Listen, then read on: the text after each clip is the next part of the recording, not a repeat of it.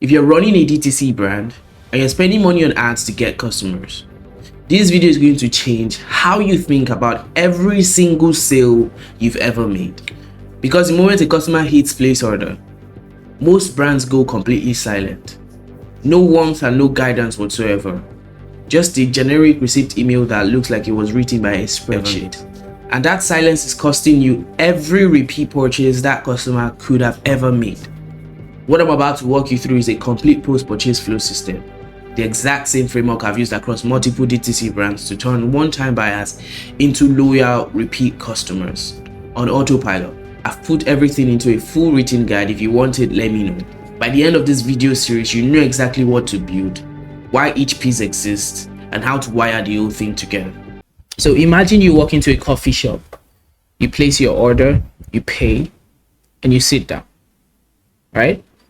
Now the barista that's attending to you disappears into the back.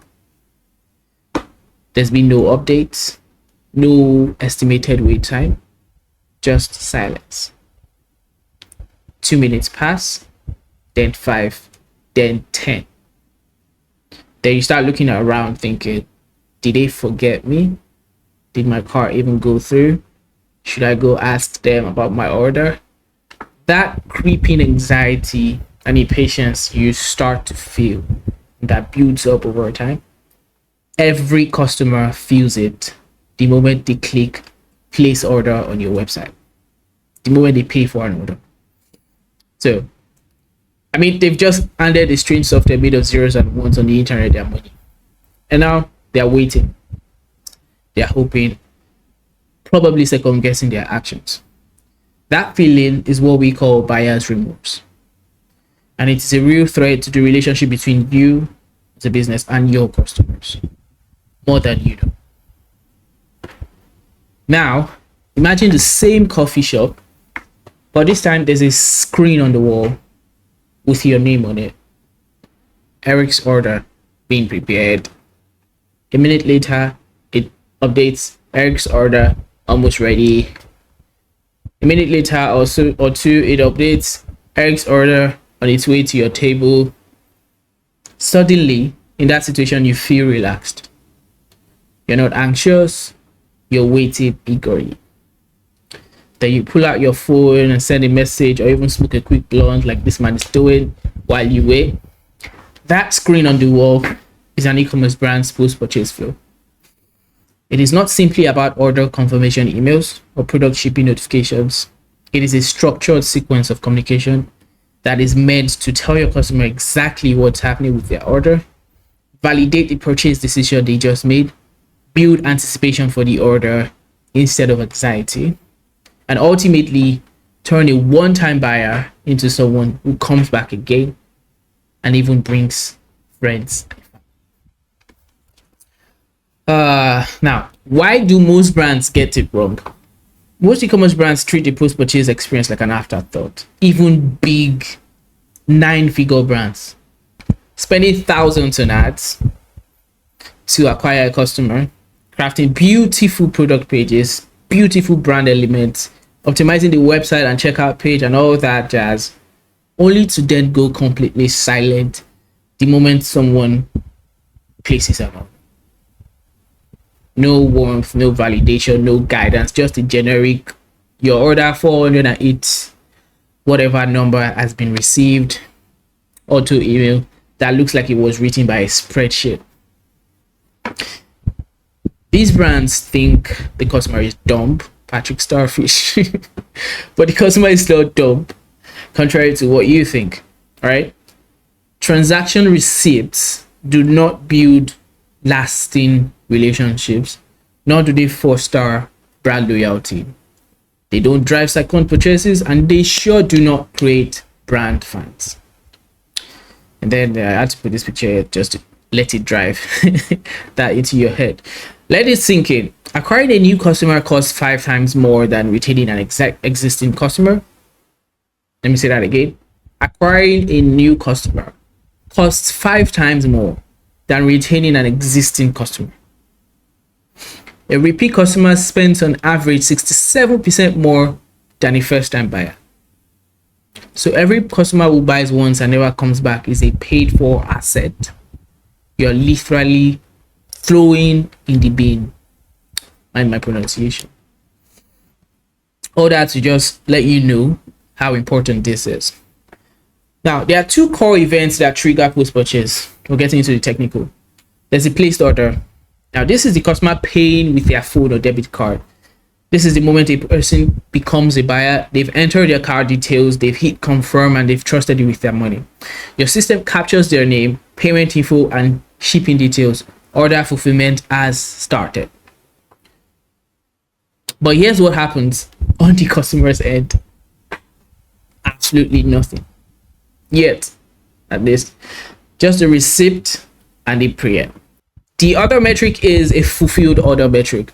This is basically the barista picking up the tray and walking toward the table of the man that ordered coffee previously.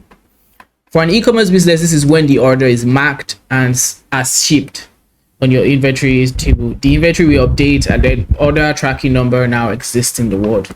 From the customer's perspective, this is the moment the promise of the product becomes real. Something physical and trackable is now moving toward them. Don't get it twisted.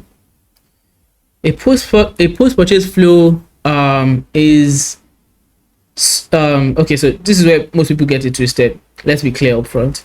A post-purchase flow is a multiplier. It amplifies the experience you already deliver. It amplifies the quality of the experience you already deliver. If your product is bad, it will amplify the disappointment faster. If your product is great, it will amplify the brand loyalty exponential. A great post-purchase experience can keep your customer informed and calm at every stage, set clear expectations, eliminate buyer's remorse. Okay, set clear expectations so they don't have to email your support 12 times. Eliminate buyer's remorse before it metastasizes. Reinforce that buying from you was the right call. Increase order value through well-timed upsells. Build genuine excitement around the product. Guide the customer to actually use the product successfully. Collect reviews, referrals, and UGC on autopilot. Eventually turn a first-time buyer into a loyal repeat customer. But a post-purchase experience cannot fix a bad product. It cannot save a relationship with a genuinely unhappy customer. It cannot also replace good customer service. Don't get it twisted. Now on to the source. So this is the full post-purchase flow architecture that we've been using. Every email, what it does, why it exists, and the timing. I'll just quickly go on through it. Email number 1 is your place order confirmation. I'll explain in more detail as we go, but place order confirmation. Email number 2 is the founder appreciation. Email number 3 is a decision validation email. Email number 4 is a shipping confirmation email. 5, brand origin story. Day of delivery quick start. 6, tips, use cases, and accessories email. 7, 8 is your subscription bundle upsell email if you have those. 9 is your review request. 10 is your referral request, and 11 is your UGC request. Now, all of this will not exactly apply to every brand situation. So with your own unique brand situation, you're going to have to tweak, remove some, add some, use everything depending on your brand situation, basically. And these are their primary jobs here. Now for the email number 1, which is the place order confirmation. The job here is to inform, reassure, set expectations. This is the digital equivalent of the cashier handing you a receipt and saying you're all set. It is not glamorous, it's not very aesthetic, but the absence of this email is very catastrophic. The moment someone places an order, their brain immediately goes into verification mode. Did it go through? Is this legit? When will my product arrive? This email kills all 3 questions before the customer's spiral. What it must contain: order summary, what they bought, quantity and price, estimated delivery window, clear next steps, or you receive a shipping confirmation once your order is on its way, a way to contact support if something looks or gets wrong. An example Of course, I'm not going to disappoint you guys. These are examples from AG1, Jaffe Coffee, and Magic Spoon. As you can see here, just small.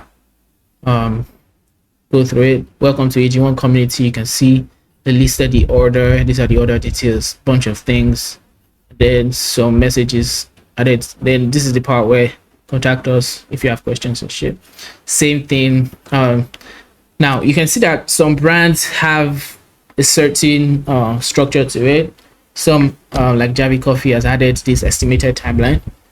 Some don't do it, but the whole key of this is do these emails. Very, very important. Jaffe Coffee added the estimated timeline. Some might not have that, so yeah. And this is Magic Spoon's own. Magic Spoon actually added a review your order link. You can also do that. Now the second email is the order appreciation email from the founder. This is very recommended. Not a lot of people do it.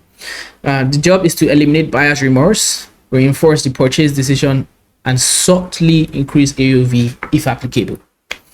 This is one of the most underused and highest leverage emails in e-commerce. Most brands skip straight from order confirmation to shipping. That gap, the hours or days between placing the order and shipping, is where buyer's remorse lives. So you want to attack it straight away.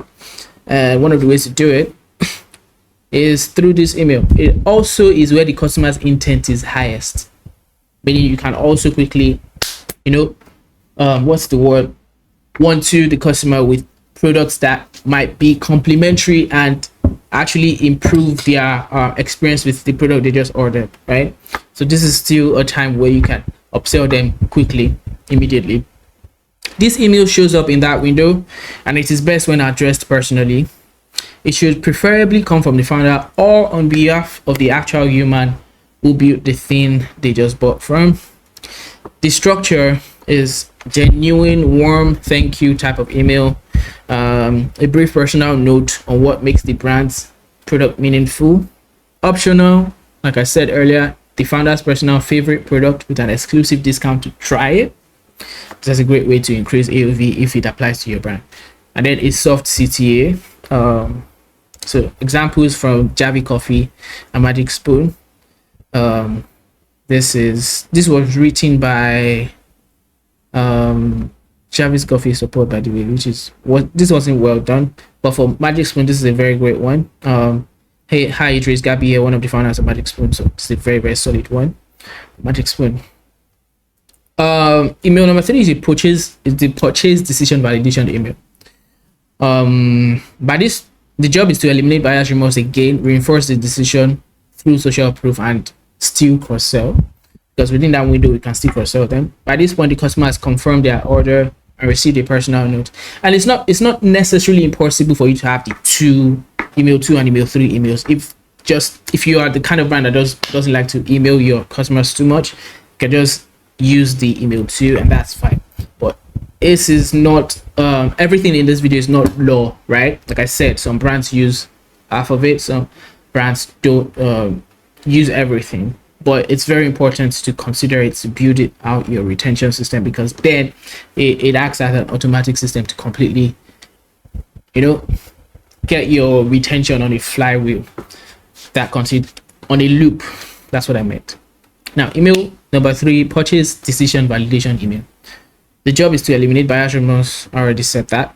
By this point, the customer has confirmed their order and received a personal note.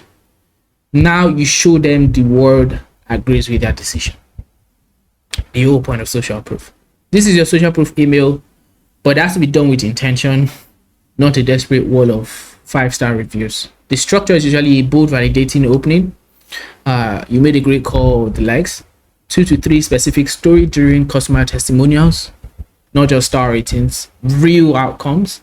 A UGC photo or 2 if applicable, so you can connect it to real people and real results. Optional, you can also add a subtle cross sell to complementary products. Customers who bought X also love Y, that kind of thing. The psychology here is that humans are tribal. We feel more confident in our decisions when we see others making the same choice and winning with that choice. This email is basically reassurance delivered with evidence.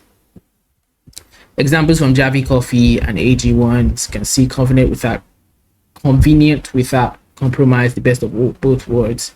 and then they boom, boom, boom, right? This was just one review. This was AG1's own. AG1 actually had 2 emails in this sequence with social proof, tackling all the ideal benefits: immune support, improved digestion, clean and steady energy, enhanced recovery, right? They literally went to find all the reviews that tell the customer that everything listed here is what we've done before and the customer has been happy with. So this is amazing. Email number 4 is your shipping and tracking confirmation. This is very, very important, goes without saying. Most brands typically have this, so I'll just run through it. The job is to inform, set expectations, and reactivate the customer's excitement, telling them the order is moving, something really is happening in the physical world. The email is transactional at its core, but it's also an emotional reset. So the anxiety of waiting gets replaced by the excitement of tracking. It must contain a tracking number, direct link to a tracking page, an estimated delivery date, brief warm copy that reactivates excitement, and if you want a GIF or visual of the product to spark desire, something like that. This is a GIF, by the way. These are examples from AG1 and Magic Spoon. You can look at AG1's own here, track order. Like AG1 is it's a pretty simple and straightforward brand. You can see exciting things are coming, track your order, things like that. So pretty straightforward. Magic Spoon went as far as actually showing the product details again, the order details again. So this is great. AG1, however, added a community link. So this is a social proof. Like I said, very, very important. They added a social proof customer review from someone who had competed at the Olympics that used AG1, and then they used that as a segue into join our community type shit. So yeah, that's what happened. Yeah, you can do that too. The next email is your brand origin story. Ideally, the job is to build emotional connection with the customer, eliminate buyer's remorse, make them a believer. This is the email most brands never send, and it is one of the most powerful retention tools in existence. By this point, the customer is waiting for their delivery. They have mental bandwidth. They are open, and so they'll likely almost open all your emails during this phase. This is when you tell them why you exist. This is not a corporate about us page dump. It's a brief story. It must be a brief story. The moment the founder realized a certain problem, the struggle to solve it, the product that came out the other side. This works because people don't stay loyal to products or what you do. They stay loyal to the stories that they are a part of. When a customer understands why a brand exists and that story resonates with them, they are most likely to become a super fan, because that's what replays in their head whenever they think, oh, should I go for a competitor? Oh, but then this brand said this story and I resonate with. It's become an emotional attachment. The structure is an origin moment, the way you write stories now. The origin moment, what problem existed before the product, the journey, what it took to build the solution, the mission, what you are ultimately trying to do, and then the invitation to socials if you want to add that. So these are examples for Magic Spoon, Dope, and Javi Coffee. So you can see that it's a text-only email for Magic Spoon. Magic Spoon has already cracked it. The no text-only emails are very personal and very powerful. So you can see from the co-founder, Dope did it in a very aesthetic way too, but it was still powerful. A Spoon Liquor was for the founder, with the founder's picture here. So this is also a good way to do it if you're going to do it aesthetically. And then Javi Coffee, they didn't send one, but they had a join us on Facebook type of email. So it's a community email. This is where you want to add that to if you don't have a story to tell. Email 6. This is the day of delivery product quick start. I call it that. It's a very, very weird name. I'll probably change it, but the job is to guide the customer to immediate success, prevent frustration, protect your review score. Timing is everything with this email. It goes out on the estimated delivery day. Here's a truth most brands ignore. A product that confuses people gets returned or abandoned, even if it's a great product. This email shows up the day the box lands or around that time, precisely. You might not be able to get the time precisely because of time and logistics, but around that time is good enough. Preferably before that time. Here's exactly how to get the most out of this right now, by that kind of angle. What it contains is a step-by-step quick start guide. Visual, very important here. Visuals are very important here. Photos, GIFs, short video. The number one mistake new customers make and how to avoid it must be there. A clear line to support if they need help. For a no-brainer product though, an FAQ could replace this email. Javi Coffee has a step because it's coffee and it's a unique type of coffee, right? Step by step how to.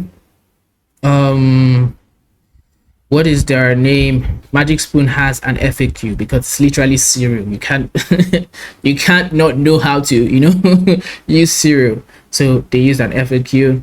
And AG1 has a step-by-step how to use here too, with a link to their recipes. Now, email number 7 is a product tips, use cases, and accessories. Now, tips are different from how-tos.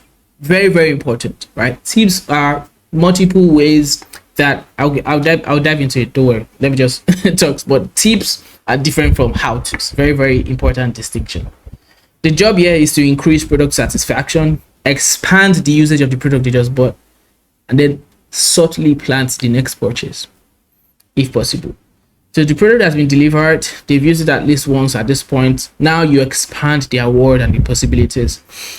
This email is the hidden gem of post-purchase sequences because when done right, it doesn't feel like marketing at all. It feels like getting an insider guide from a knowledgeable friend. The structure is a 3 to 5 unexpected tips or use cases they probably haven't tried.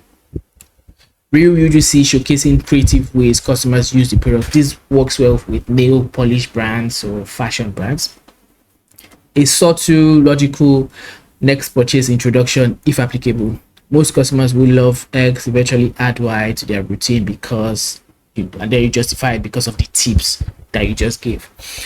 The psychology here is that you're not selling, you are educating, but education creates desire. When a customer discovers their product can do more than they thought, 2 things happen. Satisfaction increases, curiosity about your other product activates, right? So examples from Magic Spoon, this is so peanut butter, jelly, pancakes, and maple syrup. Some flavors are just better together. While we love our flavors on their own, they can be even better when combined. And then they used that to so basically the tips here is basically if you combine the products it's better, and then they use that to recommend some products. And still exactly, this is the UGC part I said, show a bunch of people actually trying different things with your product. That's very good. So and then there's a link here with the CTA that says create your own. AG1 has theirs, says comprehensive nutrition made simple. So these are tips only, taking it first in the morning, 1 level scoop. Once you transfer the powder into AG1 canister, keep it in the fridge, things like that. Discover more tips. Guess what? That's probably going to link into more tips that become recommendation of other product.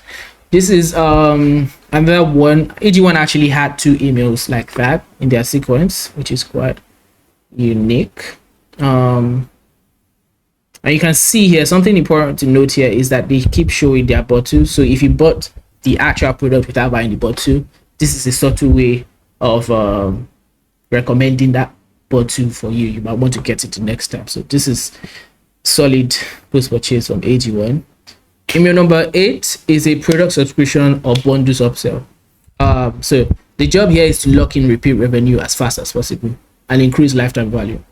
The product has been delivered, they've used it at least once. Now you expand their word, and you don't do it subtly, you do it like literally. If applicable, because this is what they apply to all brands. This email only goes to customers who aren't already on the subscription or don't own the bundle, if you have bundles and subscriptions. By this point in the sequence, the customer has received their product, used it, and gotten value from it. The timing is intentional. You're not asking them to commit to more before they've experienced what they already bought. Now you make the case. You lead with the value they've already experienced. You've been using this for a few weeks now. This is why it's better when you use this with it. Present the subscription or bundle as the natural next logical decision. Then show the concrete savings or benefit numbers to justify that. Then a light urgency or a limited time incentive if you want. Javi did it. You can see ready for a long-term relationship, subscribe and save, claim service now. Why should you subscribe? Like wow, like just amazing stuff now. Join today and take up to 59% off your first order. Just amazing stuff, man. This is how you do stuff. I picked the best brands that did this. So email number 9 is your customer review request. Most brands tend to send this too early, but the thing is that, well, the point is we're collecting social proof, right, to feed the top of the funnel. Most brands tend to send it too early. A review request 24 hours after purchase is useless because the customer has not even opened the box. This email goes out after the customer has had meaningful time with the product, they've used it, they've formed an opinion, they have something real to say. Don't send your review request 24 hours after the product has delivered. Don't be like Temu. It's Temu that usually does that. I've not used the product and then they are sending me a review request. Or Temu, whatever you call it. The structure here is acknowledge the time they've had with the product, make the ask feel personal and not automated. Your experience genuinely helps other people make the right decision. One clear CTA, direct link to leave a review, zero friction. Optional, you can add a small incentive also to the review request, discount on their next order if your profit margins allow. It can also be a flywheel to push repeat purchases too. So this is one from Javi Coffee, this is one from Magic Spoon, and this is another one from Magic Spoon. This is actually a survey. We'll get to that in a bit. Now there's a customer referral request. The job here is to activate word of mouth, acquire new customers at near zero cost. You know, retention is just amazing what you can do with it. It only goes to customers showing signals of satisfaction, customers that have probably clicked the level 5 here of satisfaction here, or level 10 or 5 stars here and the likes. So it goes to customers showing signals of satisfaction, people that have opened previous emails, clicked through or completed the review. A referral ask to a disengaged or unhappy customer is noise at best, damaging at worst. So I'm going to get deeper into these emails like as we go deeper. So don't worry, how you're going to build it out exactly is going to be gone through. The structure is to celebrate the relationship. You've been with us for so and we appreciate you more than you know. This is usually best when sent to repeat customers, not first-time customers. So you want to make the referral offer genuinely attractive for both parties, not just the referrer. Simple mechanics, one link, one clear benefit, no complicated steps, right? This is an example from... This is an example though. I don't think I found any brand that did this. This is an example from Magic Spoon. We want to hear from you. Okay, this is not an example from Magic Spoon. I didn't find any brand that actually did this. So, but we've done it. I should have actually put some examples of us doing it. But yeah, email number 11 is your customer UGC request. The job is to build content library, deepen brand loyalty, and create community. Create an active fan base, so to speak. User-generated content is the most trusted form of marketing content in existence, much more than your ads, more than influencers, even more than branded photography. And this email asks for it at the exact right moment. The structure is to make it feel like an invitation to be featured and not a data extraction request. Show examples of other customers who have been featured, make it aspirational, clear instructions, what to post, what hashtag to use, how to tag the brand, the reward, feature on the brand's page, exclusive community access, or a small incentive. Works amazingly. This is an example for a brand that we worked with, Michael Lin. Amazing stuff. Now,